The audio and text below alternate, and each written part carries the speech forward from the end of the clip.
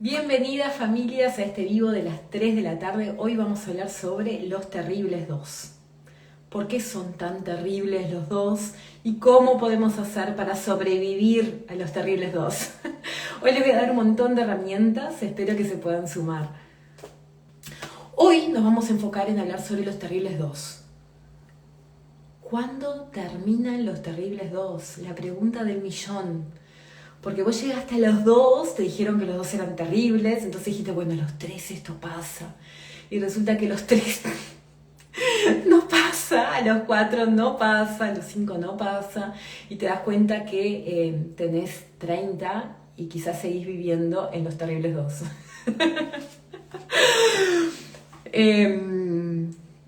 Puede ser que sea así. No, los dos marcan como un ícono, hay un mojón en el desarrollo porque pasan muchas cosas a los 2 años, que no siempre es exactamente a los dos, a veces es a los 1,5, a veces es a los 2,5.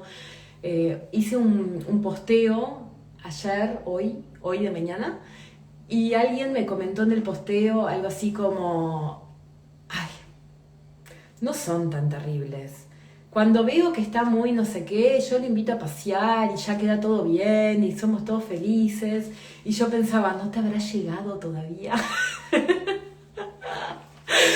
No pensaba eso, pensaba, bueno, quizás no son tan terribles, pero nos hicimos tanto la idea de que eran los terribles dos, que ahora le tenemos como un poquito de miedo, ¿no? Entonces, yo les voy a contar un montón de cosas que pasan en los dos para que podamos entender más o menos y saber cómo ayudar, y traje herramientas de cómo ayudar. A todas las personas que se suman a la masterclass Chao Berrinches, que de hecho es casi que hecha para este periodo, ¿no? Para cuando arrancan y cuando nunca más terminan los berrinches. A todas las personas que se sumaron a la masterclass entran a un grupo de WhatsApp. Hay 5 grupos de WhatsApp que están completos y a esas personas les voy mandando todos los materiales de los vivos.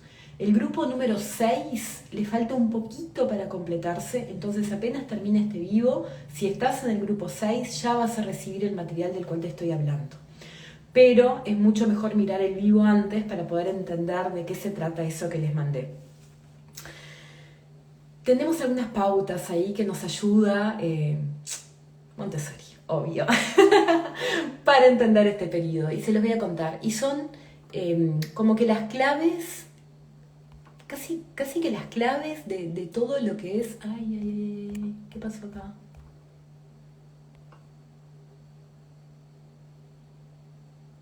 Sí, todo bien, no pasó nada, está todo bien. ¿Qué pasa a los 2 años, ¿no? ¿Qué nos dejó como legado ahí María Montessori que nos ayuda a entender esto? Nos dejó principalmente 2 conceptos que son sobre los cuales voy a trabajar ahora. Nos dejó muchos más, pero hay 2 que vamos a trabajar hoy en este vivo. Uno es el de planos de desarrollo y otro es el de periodos sensibles. Les voy a explicar cada uno.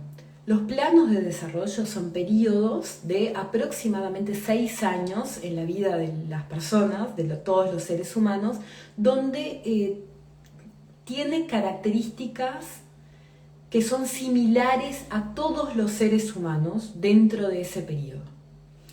¿Por qué te digo esto y hago el énfasis en que es similar a todos los seres humanos? Porque al mismo tiempo que te digo esto, te digo que todos los seres humanos somos únicos, ¿no?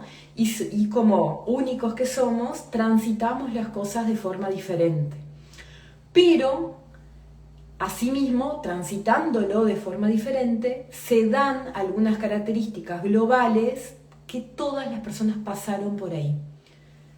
Lo observó durante muchos años en miles de niños y resulta que todos pasamos por ahí.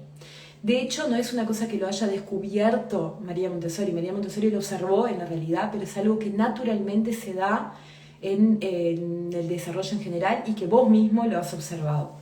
Los primeros 6 años de la vida son la infancia, los siguientes 6 años de la vida son la adolescencia, Los primeros 6 años de la vida son la primera infancia, los segundos 6 años, o sea, de 6 a 12 es la niñez, de 12 a 18 la adolescencia y de 18 para arriba la vida adulta. Se refleja también en nuestro sistema educativo, ¿no? 0 a 6 años, maternal o preescolar, 6 a 12 años, escuela, 12 a 18 liceo, 18 a 24 aproximadamente, facultad.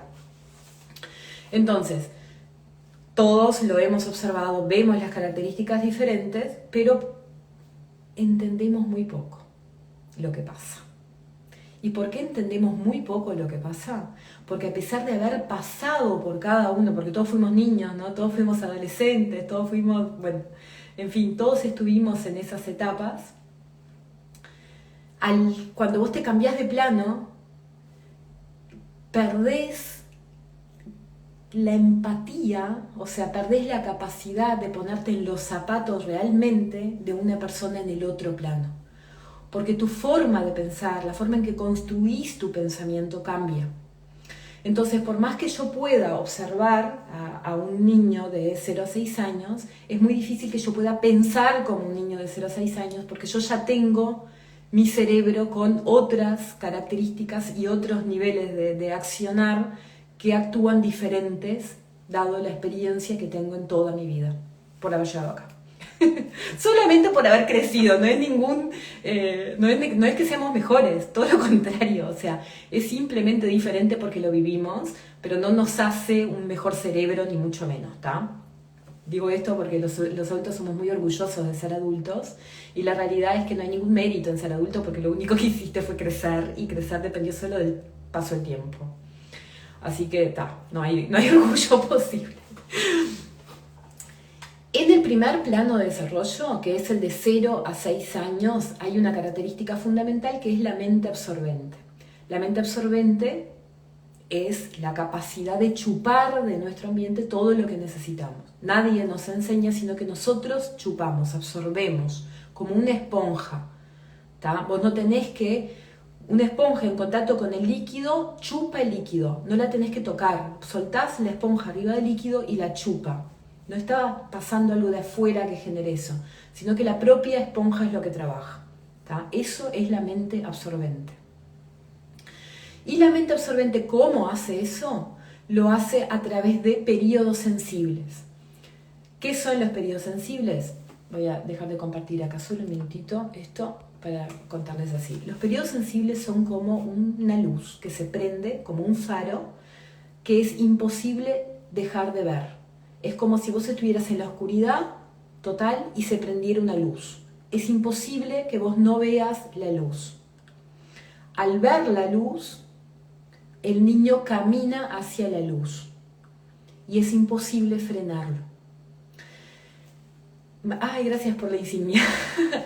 María Montessori lo cuenta, habla de que las primeras observaciones de la existencia de periodos sensibles no fueron hechas en niños, ella lo hizo en niños, pero fueron hechas en insectos. Entonces, por ejemplo, en la mariposa, cuando la mariposa pone los huevos, esto que les voy a contar es así, pasó acá en casa y cuando lo vi piré, ¿no? Acá nosotros tenemos una palmera en el patio. Entonces hay una mariposa que es negra con círculos amarillos, no sé si la han visto, pero son como muy lindas y grandotas.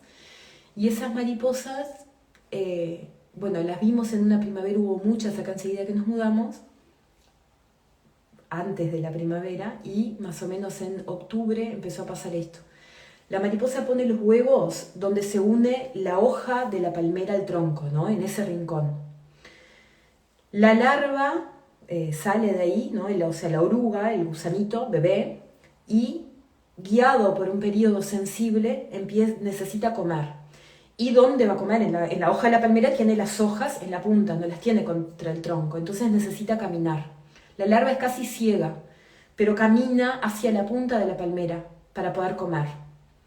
Cuando llega a las hojas esas, todos los días al atardecer, esas larvas caminaban por la hoja, comían durante la noche, o no sé, al principio de la noche, no sé si toda la noche porque no lo vi, al principio de la noche, y volvían a la hora del sol. La palmera es un árbol que no tiene mucha cobertura del sol, ¿no?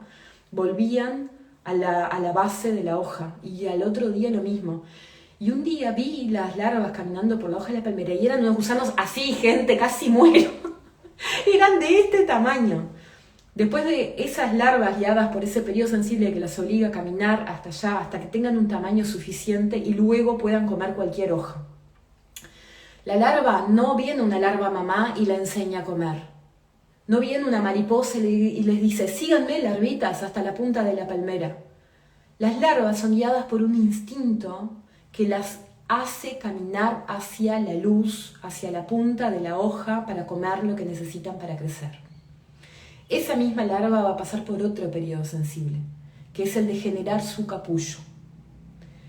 Hay un momento en la vida de esa larva en que ya es una oruga, ya dejó de ser larva, ¿no? Que es una oruga, donde necesita generar su capullo para poder transformarse en mariposa. Nadie le enseñó, no vivió antes eso. No hay una mariposa mamá que le enseñe. Lo hace porque pasa por un instinto tan fuerte que no lo puede evitar. Bueno, resulta que los humanos también los vivimos. Loco, ¿no?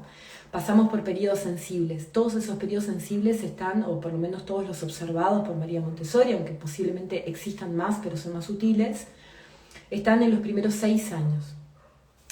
Yo les mostré les mandé ahí una gráfica de los planos de desarrollo donde se muestran triángulos. Hay otra gráfica complementaria que es el bulbo, pero era un poco más compleja y explicarla simplemente mandando un WhatsApp no era fácil.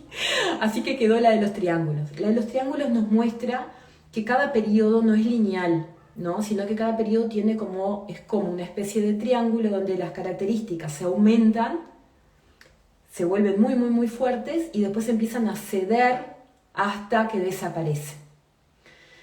Eso es el plano de desarrollo. Dentro del plano de desarrollo están los periodos sensibles que van variando en el tiempo dentro de esos 6 años. Ahí les mostré también una gráfica que son como barritas que muestran más o menos dónde están.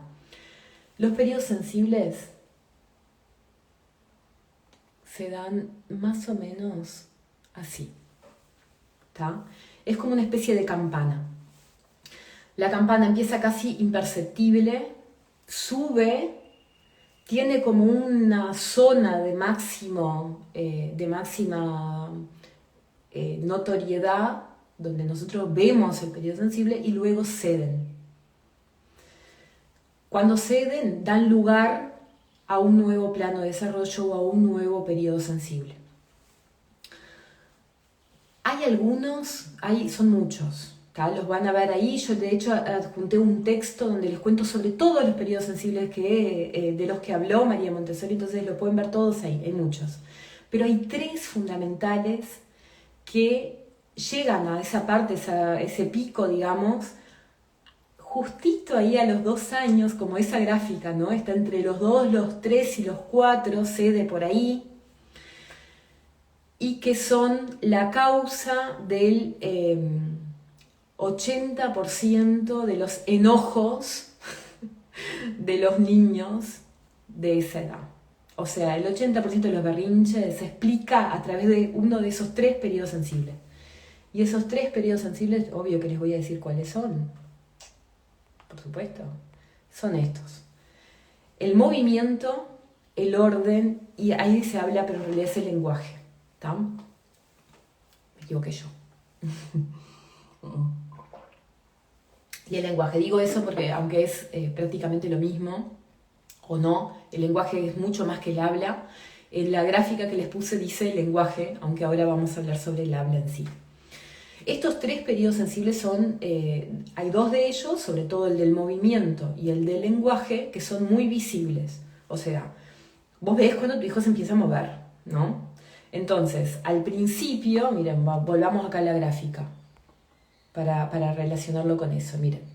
Al principio, el bebé mira para el costado, mueve las manitos, son pocos los movimientos, se da como de forma lenta, ¿no? Gira la cabeza, después que gira la cabeza, bueno, después de varios meses se dan vuelta de panza, después de otros varios meses, de algunas semanas en realidad, se vuelven a dar vuelta panza para arriba. ¿Cuándo hay una explosión del movimiento? La explosión del movimiento se da más o menos al 1 año y medio, cuando pasa de gatear a caminar, correr, trepar, saltar, todo junto. Y parece que ese niño que venía así tranquilito y que vos podías más o menos saber dónde estaba, ¿no? Era como que a veces se te escapaba la tortuga, pero más o menos la tenías ahí. Se transformó en el demonio de Tasmania y el tipo se camina todo y nunca para. Y de hecho empezás a pensar que nunca va a parar y que no vas a poder, porque es como una explosión del andar, ¿no? Y hay otra cosa que pasa más o menos ahí a los 2 años, que es también muy notoria, que es la explosión del habla. Que no siempre es a los 2, puede ser a los 2 y medio, a los 3, hasta los 3 y medio, como esa meseta, como esa campana. Entonces, ¿qué pasa con el habla? Bueno, viene que cuando era bebito dijo mamá o dijo papá, pasó como 1 mes y medio para que dijera mamá. Después decía palabras que nosotros queríamos que decía, pero no eran bien palabras, sino que eran como sonidos. De repente incorporó palabras y dice, yo qué sé, 20 palabras, 15 palabras, agua, caca, mamá, papá, no sé, algún apodo para tata, yaya, tita, en el caso de Coti que le dice a Julia tita. Poquitas palabras que las podemos contar y en un momento explota el lenguaje, empieza a decir mucha cosa, todos los días incorpora palabras, todos los días te sorprende de la forma que habla, todos los días se desenvuelve más, empieza a armar frases, oraciones, en un corto periodo de tiempo, no sé, en 6 meses, ese niño pasa de decir poquitas palabras a hablarse todo. Sobre todo cuando a los 2 esa explosión del lenguaje todavía no sucedió, la mayoría de nosotros empieza a pensar que hay algo que está mal, ¿no? Que por qué no habla todavía. Y no nos damos cuenta de que el lenguaje tiene como 2 partes. Una parte es lo que nosotros entendemos, o sea, la parte comprensiva del lenguaje, y otra parte es la expresiva del lenguaje, o sea, ponerlo para afuera. La parte comprensiva del lenguaje ocurre antes. Entonces, un niño a los 2 años entiende mucho, aunque no pueda seguir órdenes todavía, ¿tá? Pero entiende mucho, tiene pensamientos. Voy a poner acá una diapositiva, solo un minutito, que me acordé que tengo una diapositiva para esto. No, ahora pues, acá. Tiene pensamientos complejos, ¿no? Ya no es tan básico como era el bebé, que el bebé tenía como necesidades bastante básicas de supervivencia, entonces nosotros cubríamos hambre, sueño, pañal sucio, apego, sed y ta. Y no había más otros motivos para que llorara. Ahora resulta que su cerebro piensa cosas muy complejas y ya el hecho de que llegue alguien, por ejemplo, a la casa y que eso altere su rutina, ya es motivo para que ese niño explote. Porque piensa muchas cosas complejas, pero todavía le falta vocabulario para poder expresarlo. No lo puede decir.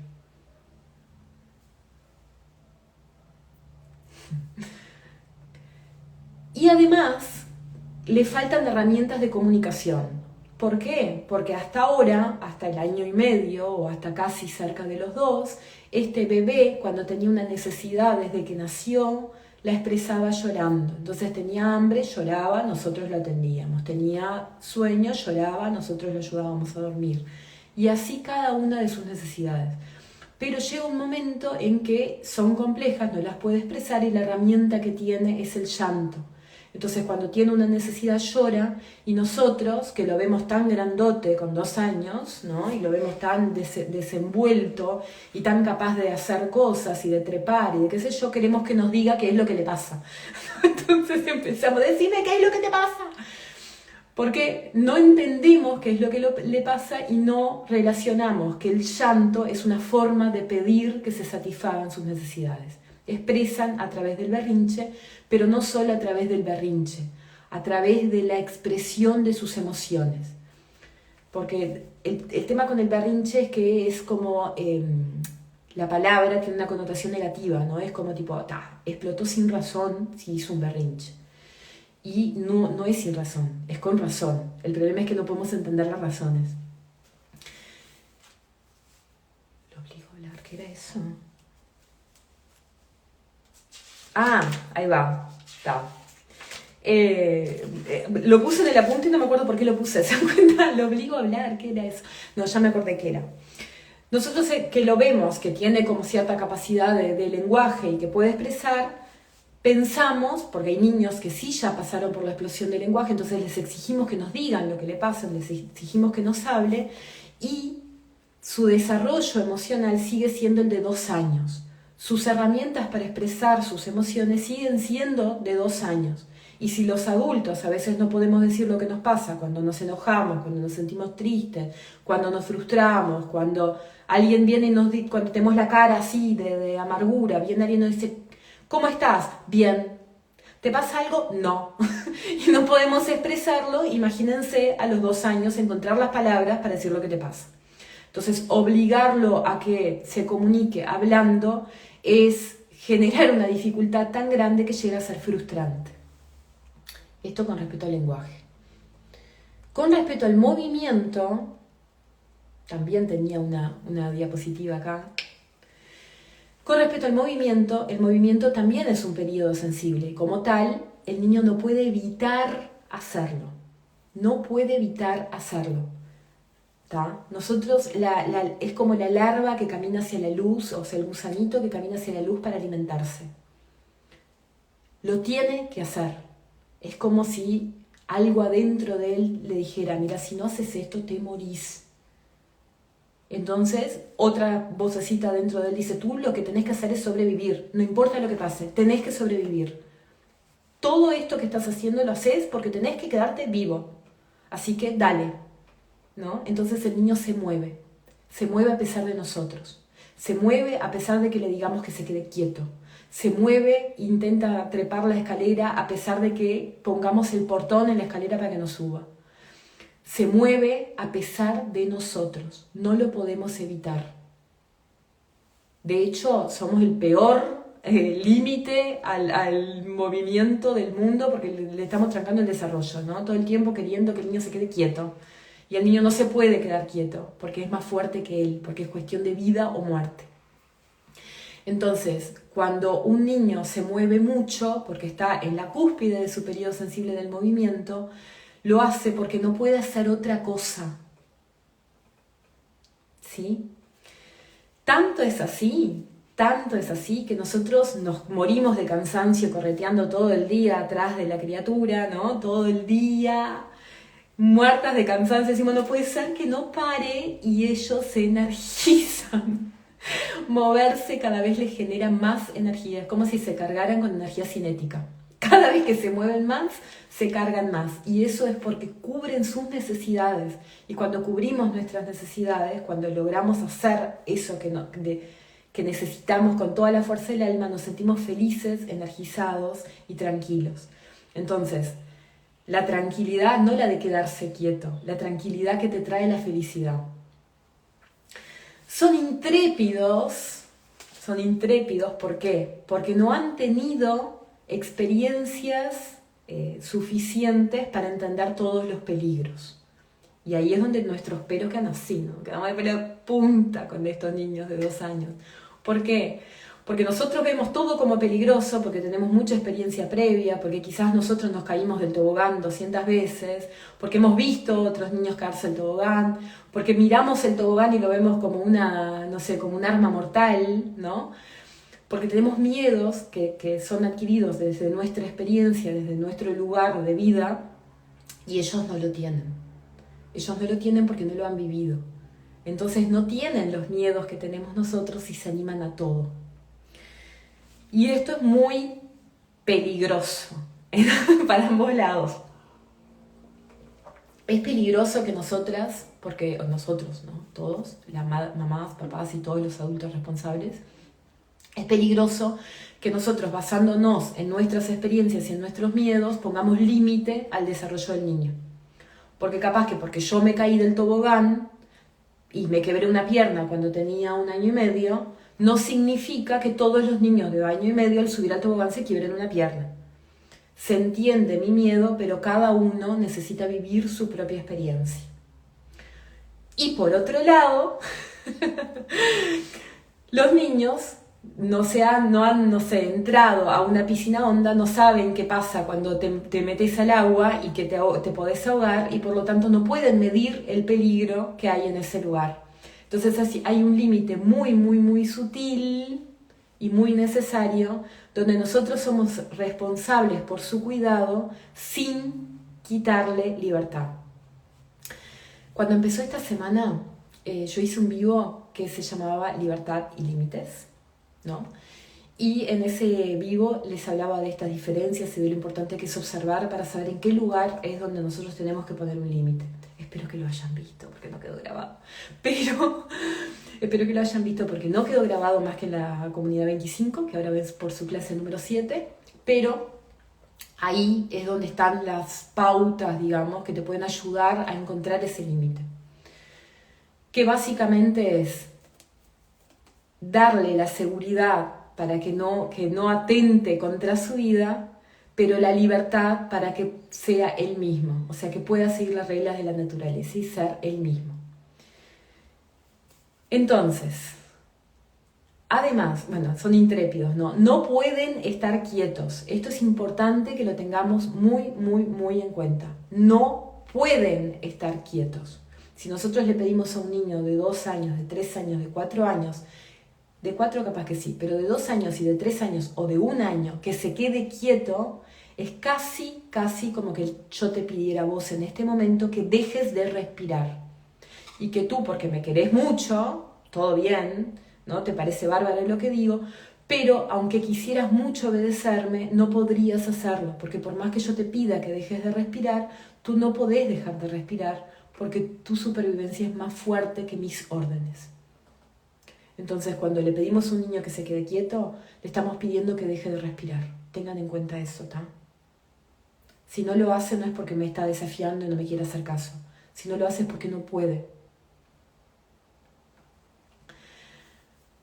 Necesita usar sus manos. Ayer hablábamos del uso inteligente de la mano, ¿no? Cuando hablábamos de pantallas y demás. Y hablamos de la necesidad de usar la mano como instrumento de la inteligencia. ¿Qué significa que tiene que usar sus manos? ¿Que necesita usar sus manos? Que necesita tocar todo lo que esté del ambiente, porque su mente absorbente, esa esponja que chupa, le dice que la forma de chupar es que la esponja entre en contacto con el agua. La esponja lejos del agua no puede chupar. Entonces su mente absorbente lo va a hacer tocar, experimentar y manipular todo lo que pueda. Eso incluye los adornitos de cerámica de la casa. Eso incluye los cuchillos de la cocina, incluye el celular, el control remoto, los enchufes, todo lo que a ustedes se les ocurra, que ustedes tocan todo el día, todo eso es lo que necesita tocar. Entonces, ¿cómo nosotros ponemos un límite a eso? No podemos pedirle a un niño que no toque, no podemos pedirle. Es lo mismo que pedirle que deje de respirar. Si hay algo realmente peligroso que yo no quiero que toque, que es importante que no toque, lo que voy a hacer es sacarlo del ambiente y ponerlo en un lugar donde no pueda tocar. Piensen que es cianuro. No sé, si yo tuviera cianuro en mi casa, ¿no? Un veneno que te mata al momento, yo no tendría el cianuro arriba, servido en un vaso arriba de la mesa ratona, porque puedo matar a alguien. Si vos tuvieras un arma en tu casa, no la tendrías en el cajón de los juguetes de los niños, ¿verdad? Entonces, todo lo que sea peligroso lo sacamos del lugar y todo lo que esté en su ambiente le permitimos que toque, porque lo necesita. Y la otra frase relacionada con el movimiento, ¿no? Es el tira todo. El tira todo apareció en muchos casilleritos de preguntas para este vivo y por eso le puse acá así, le incorporé a último momento, pero quería hablar especialmente de esto del tirar todo. Cuando nosotros tiramos algo, nosotros ya pasamos por esto. Cuando un niño tira un objeto, sobre todo antes de los 3 años, ¿no? Que es lo que actúa antes de los 3 años es como el subconsciente, casi que usan su cerebro reptiliano, entonces no hay una voluntad en el final, sino que hay una voluntad en el durante lo que estoy haciendo. El aprendizaje es durante, no por terminar un trabajo, ¿tá? Entonces, Cuando un niño tira un objeto, aprende mucho. Aprende sobre su fuerza, aprende sobre distancia, sobre velocidad, sobre la ley de la gravedad, aprende sobre sonidos, cómo suena una cosa blanda que cae, cómo suena una cosa dura que cae, cómo suena cuando tiro el agua, ¿no?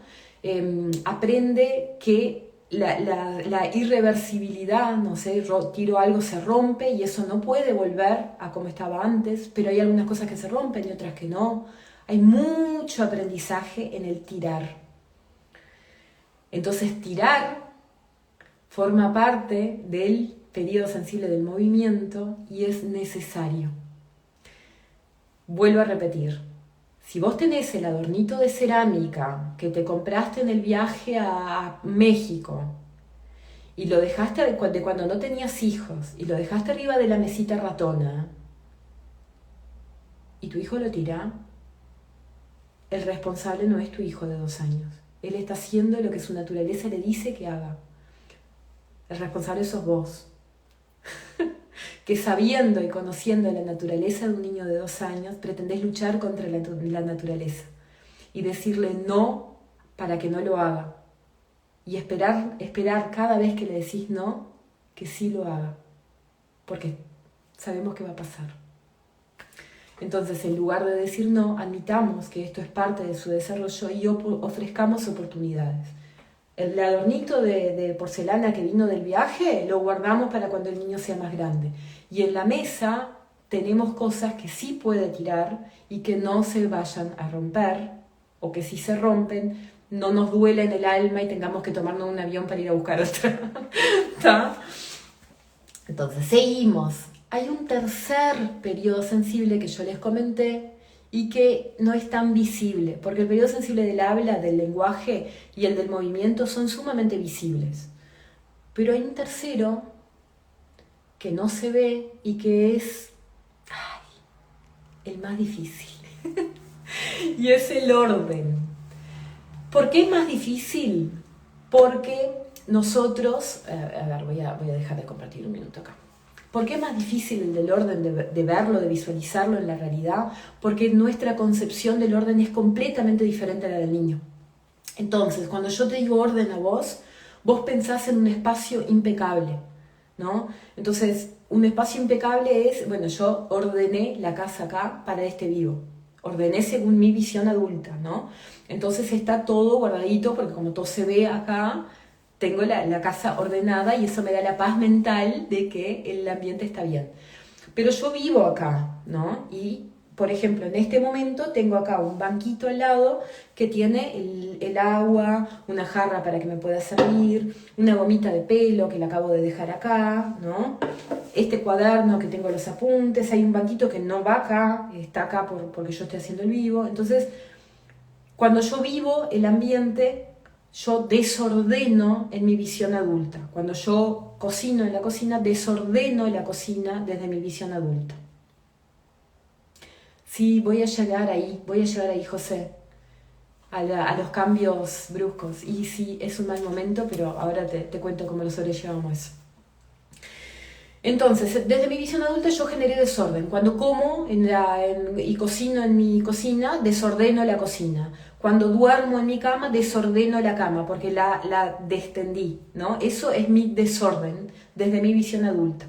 Desde la visión del niño, los platos sucios en la cocina no son desorden.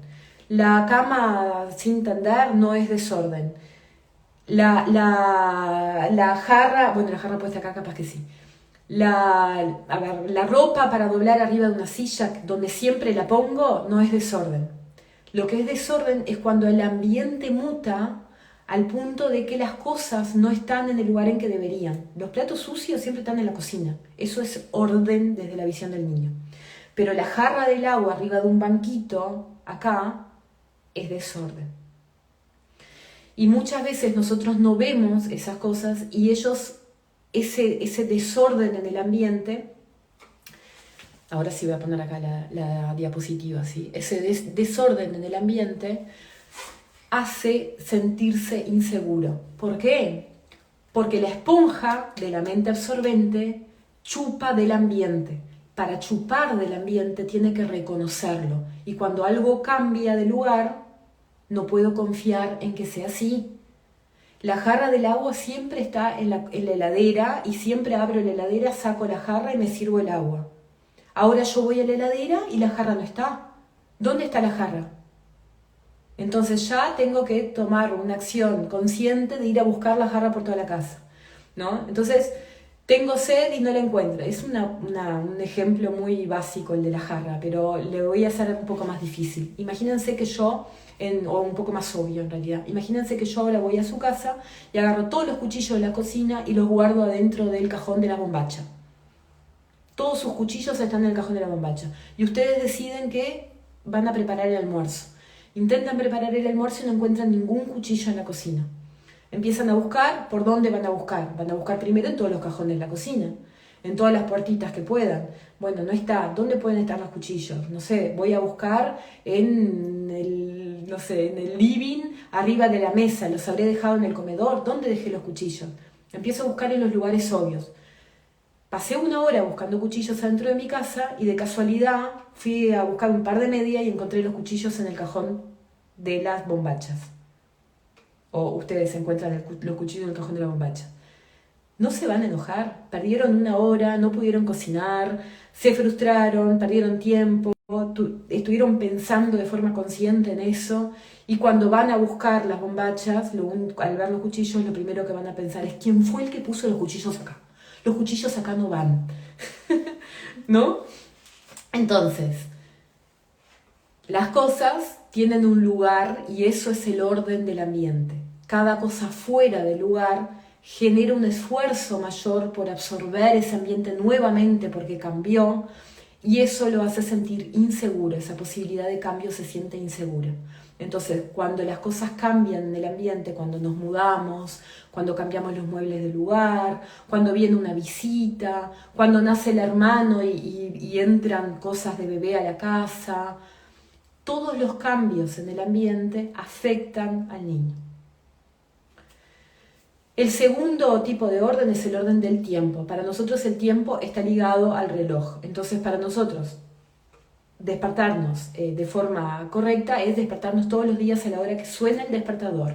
Porque pensamos, bueno, el despertador suena y yo de ahí me tengo que preparar para ir al trabajo, por ejemplo. Entonces, si yo apago el despertador y me quedo durmiendo media hora más, arrancó todo mal mi día. Hago la misma rutina, pero está todo mal porque yo no pude seguir la hora del reloj y eso hace con que todo o me tenga que apurar para hacer todo o tenga que correr todo y eso ya me altera.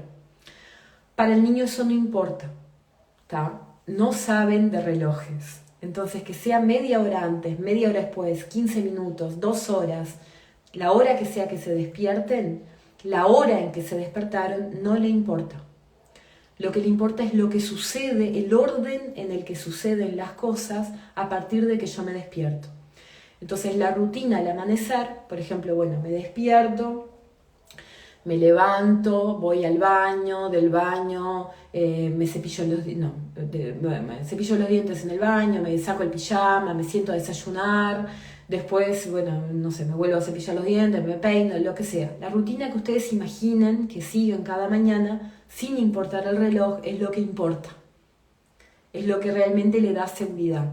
Y cuando la rutina de la mañana no se cumple, la rutina, la secuencia, ¿no? No la hora, la secuencia de hechos, no se cumple, le sucede lo que nos sucede a nosotros cuando nos damos cuenta de que apagamos el despertador y nos dormimos media hora más. Te altera y te molesta durante todo el día o durante varias horas. Entonces ese es otro orden que es importante. El tercer orden es el orden de la conducta del adulto. Yo puse acá coherencia en los límites. ¿Por qué? Porque más allá de que los límites que me estés poniendo estén bien o estén mal o lo que sea, no importa, o estén de acuerdo al desarrollo, sean una traba, no importa, yo puedo confiar en ti en ese límite, ¿sí? Cuando vos me pones un límite, yo niño, ¿no? Sé que yo puedo confiar que vos en esta situación siempre me vas a decir que no. Y en esta otra situación siempre me vas a decir que sí. ¿no? Y puede ser que alguna vez me digas que no y que alguna vez me digas que sí, pero son las excepciones. Así como puede ser que alguna vez la rutina no se cumpla y eso va a ser una excepción, como en las vacaciones, por ejemplo. ¿Tá? Va a alterar, esa excepción va a alterar, pero la puedo observar, la puedo sobrevivir, va a estar todo bien. Ahora, si tu límite depende de cómo tú te despiertes, por ejemplo, si yo hoy estoy de buen humor, te dejo saltar arriba del sillón. Pero si yo hoy me desperté de mal humor, está prohibido subirte al sillón. Si yo hoy estoy contenta porque, no sé, porque me aumentaron el sueldo, te dejo comer con la mano. Pero cuando llega fin de mes, me enerva que no agarres la cuchara. ¿Se entiende? Si depende de mi humor el límite que te voy a poner, no soy una persona confiable, porque el humor es cambiante.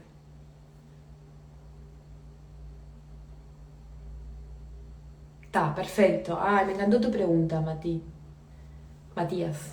Te voy a decir, acá dice, se rebela contra esa rutina y no quiere hacerla. Ejemplo, no quiere sacar el pijama o lavarse los dientes. Perfecto. La rutina no es una imposición. La rutina tiene que ser armada en función de las necesidades del niño. Entonces, en ese caso tu pregunta es muy, muy, muy puntual, ¿no? Entonces tendría que saber, bueno, la edad del niño, a qué hora se hace esa rutina, qué pasa después y qué pasa antes y por qué no quiere seguir al paso siguiente, ¿no? Hay algo que pasa después que quizás sacarse el pijama implica lo otro, entonces no lo quiere. O sea, hay que observar un montón de cosas más. Pero la rutina tiene que ser hecha en función de la observación del niño, no de lo que yo quiero, ¿está? Cuando yo impongo una rutina, voy al choque. Cuando yo analizo la rutina que le sirve a la familia y la construimos juntos, logramos que sea lo que ambos necesitamos.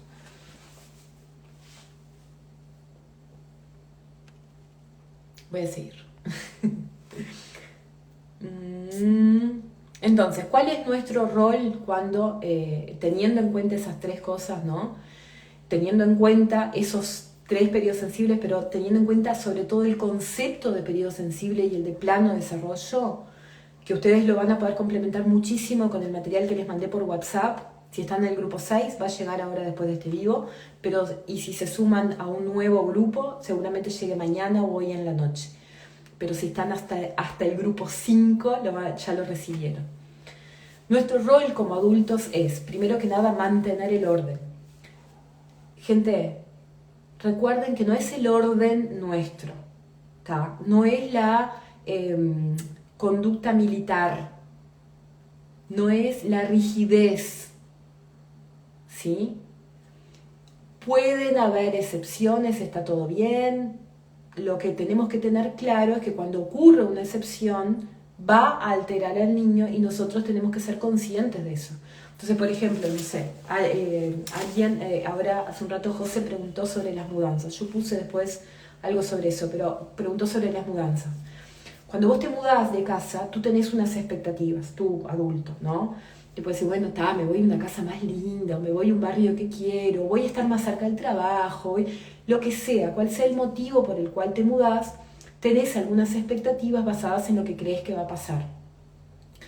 Pero vos tomaste muchas decisiones para llegar ahí. Vos elegiste la casa, vos elegiste cuándo te vas a mudar, independiente de las circunstancias, ¿no? Vos tenés control de muchas cosas, vos pusiste las cosas en la caja, sabés que tus cosas siguen existiendo y en qué caja están, o las cosas que elegiste no llevar, sabés cuáles son, entonces no las vas a buscar después. Tenés decisiones y controles. Cuando nosotros nos mudamos con un niño, sobre todo con un niño menor a 3 años, no importa cuántas veces yo le digo mañana nos vamos a mudar, porque no sabe lo que es mudar, nunca se mudó. Entonces al día siguiente va a encontrar todas las cosas en cajas o no van a estar, su ambiente va a haber desaparecido, va a estar en un lugar completamente desconocido que es su nueva casa, aunque la haya visitado antes de que se muden, visitó una casa vacía o visitó un lugar de visita, no vivió en ese lugar.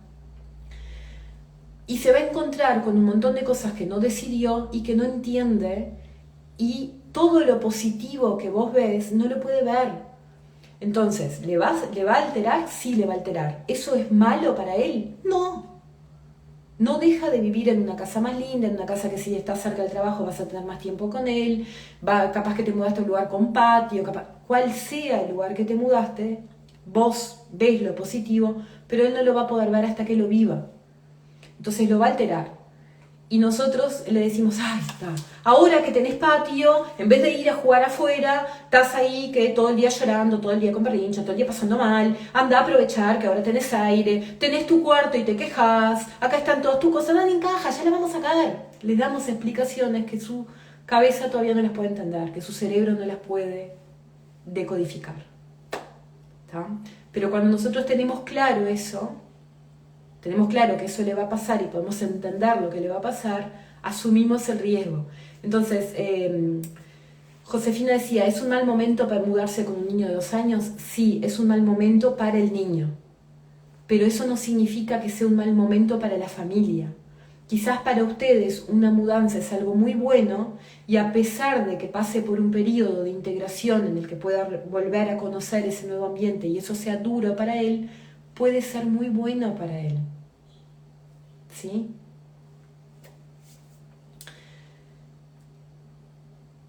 Sigo. Los cambios de a uno se absorben mejor. ¿Sí? Los cambios de a uno se absorben mejor. Entonces, si por ejemplo te vas a mudar, trata de no querer justo cuando te mudas, que pase, que salga del colecho, que deje los pañales y que arranque el jardín.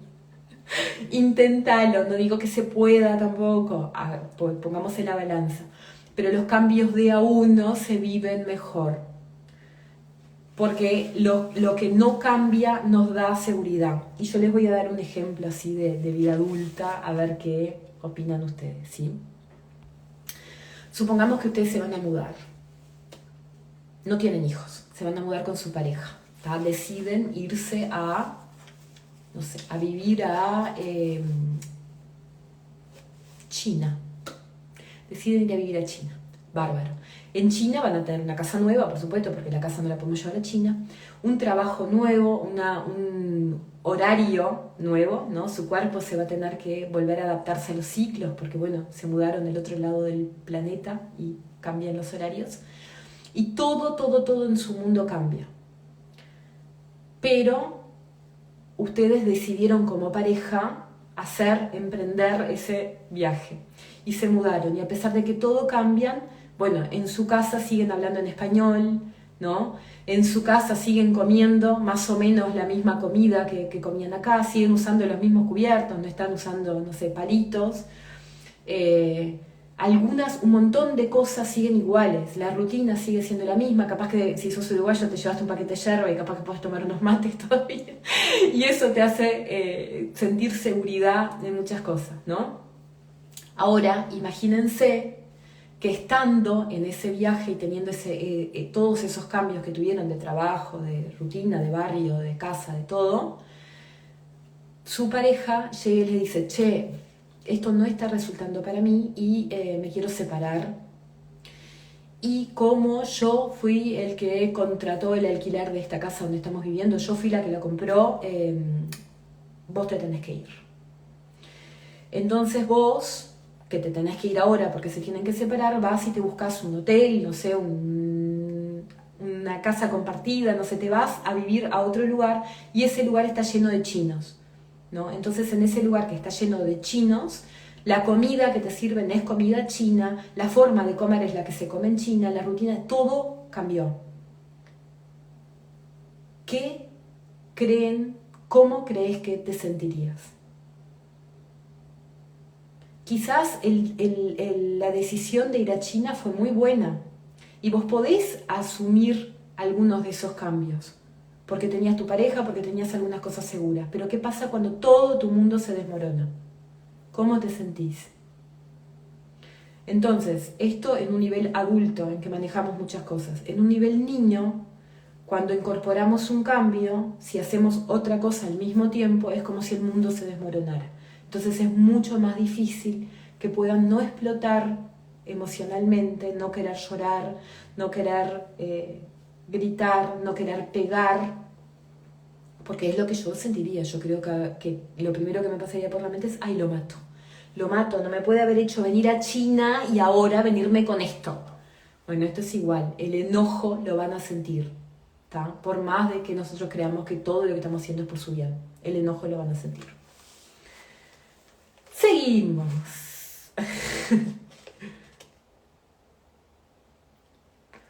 Había 2 puntos más, ¿no? Ser intérpretes. ¿Qué significa ser intérpretes?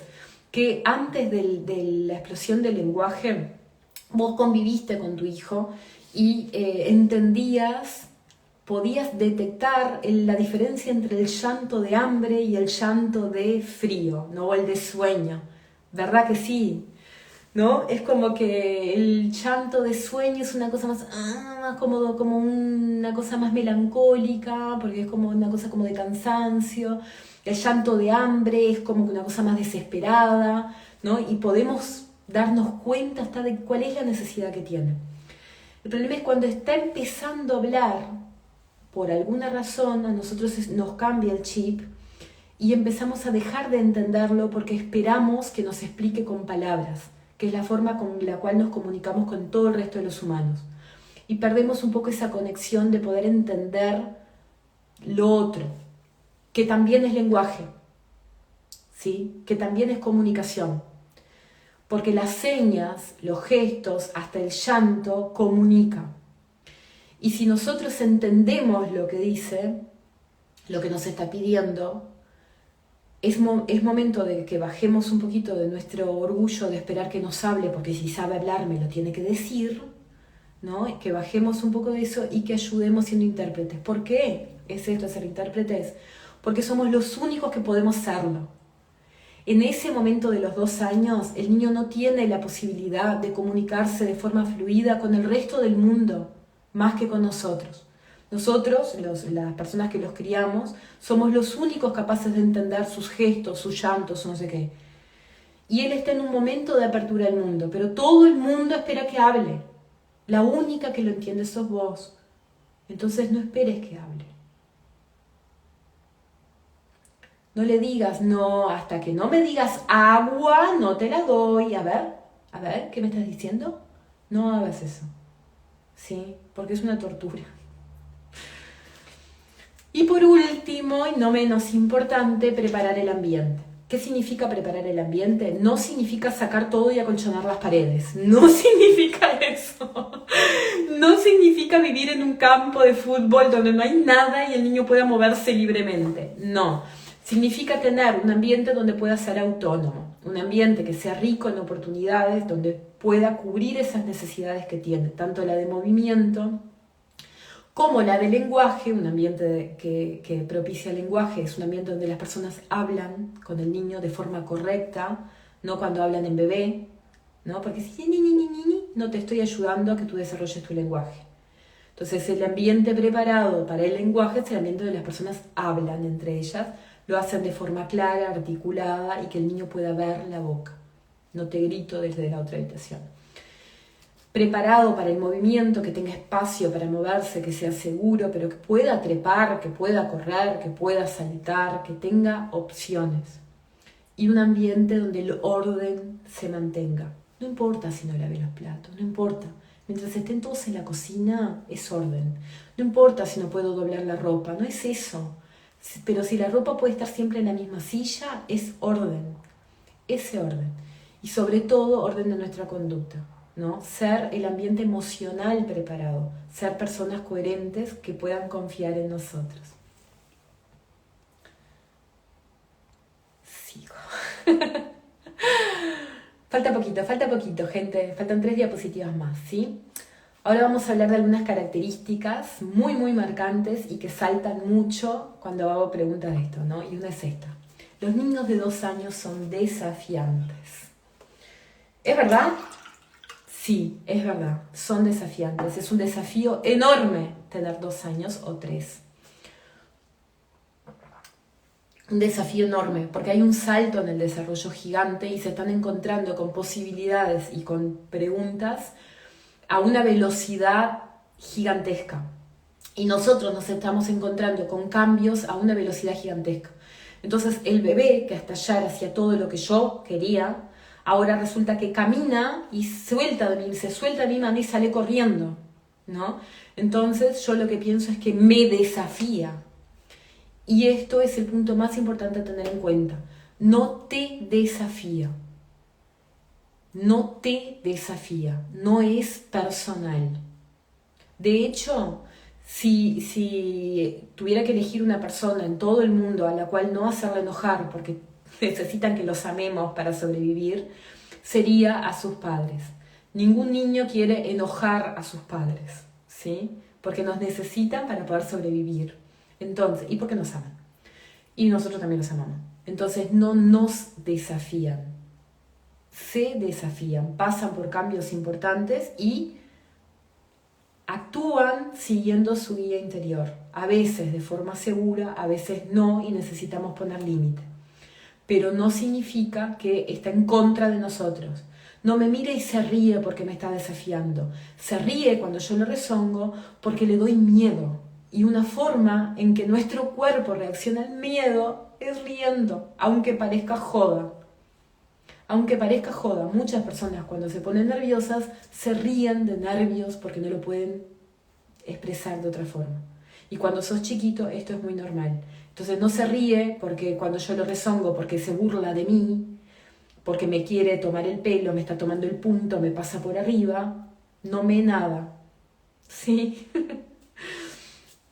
No es personal. ¿Y por qué esto nos altera tanto? ¿Por qué nos ponemos tan mal ante la creencia de que nos están desafiando?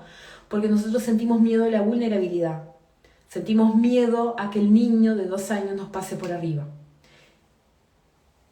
Sentimos miedo a que nuestro hijo nos pase por arriba, a que nuestro hijo sea un mal educado, no por cómo se vea en la sociedad, sino por cómo la sociedad lo trate por ser un mal educado. Tenemos tanto miedo de que nuestra cría no sea aceptada por el clan, ¿no? Que queremos que actúe según lo que el clan espera de él. Sentimos miedo a la vulnerabilidad. Y ante el miedo tenemos solamente 2 opciones. Una es correr y la otra es atacar. Correr no es posible porque no tenemos para dónde correr con un niño de 2 años. Somos responsables y ese niño va a seguir estando con nosotros. Así que lo que hacemos es atacar. Entonces, a partir del momento que te concientizás de que no te está desafiando, no es a ti, no es personal y por lo tanto nadie te está atacando y no tenés razón para sentir miedo, lo podés acompañar desde un lugar de empatía y no desde un lugar de ataque.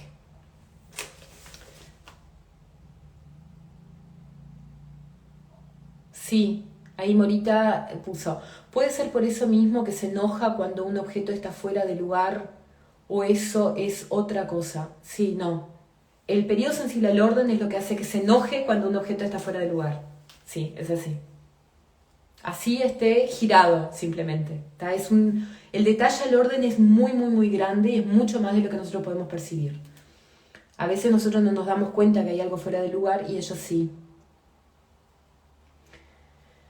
Otra frase típica de los 2 años, todo les pertenece, mío, lo que toca le pertenece. Y esta oración es muy importante. ¿Se acuerdan que cuando arrancó este vivo les hablé de la mente absorbente y les hablé de la esponja tocando el agua? Que la forma de absorber es a través del trabajo inteligente de las manos. El niño no sabe de propiedad privada, ¿sí? Nosotros sabemos qué cosas tenemos aunque no las tengamos en nuestras manos. Sabemos qué ropa tenemos en el placar. Un niño de menos de 3 años no sabe qué ropa tiene en el placar, ¿sí? Entonces, su pertenencia es mientras lo está tocando.